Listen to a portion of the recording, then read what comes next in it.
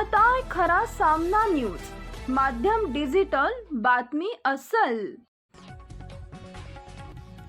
भेसळयुक्त अन्नपदार्थांविरोधात राज्यभर सुरू असलेल्या धडक कारवाईमुळे चर्चेत असलेले अन्न व औषध प्रशासनाचे आयुक्त तुकाराम मुंढे यांना साखर आयुक्तपदी नियुक्त करावे अशी जोरदार मागणी माढा तालुक्यातील शेतकरी व सामाजिक कार्यकर्त्यांनी केली। या मागणीसाठी शहरातील छत्रपती शिवाजी महाराज चौकात तुकाराम मुंढे यांच्या प्रतिमेला दुग्धाभिषेक करून अनोखे आंदोलन करण्यात आले। सामाजिक कार्यकर्ते शंभूराज साठे आणि त्यांच्या सहकार्यांनी मुंढे यांच्या समर्थनार्थ घोषणाबाजी करत दुग्धाभिषेक केला।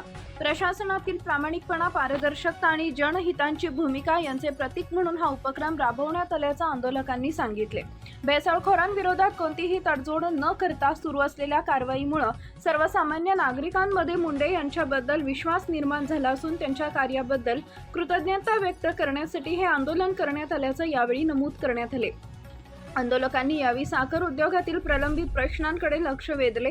राज्यातील अनेक साखर कारखान्यांनी FRP कायद्याचे उल्लंघन करून ऊस उत्पादक शेतकऱ्यांचे कोट्यावधी रुपयांचे देयक थकवल्याचा आरोप करण्यात आला आहे।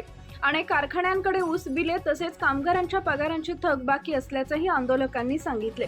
विशेषतः सोलापूर जिल्ह्यातील काही साखर कारखानदारांनी नवीन गाळप हंगामाची तयारी सुरू केली असली तरी मागील हंगामातील ऊस उत्पादकांची देणी अद्याप दिलेली नाही।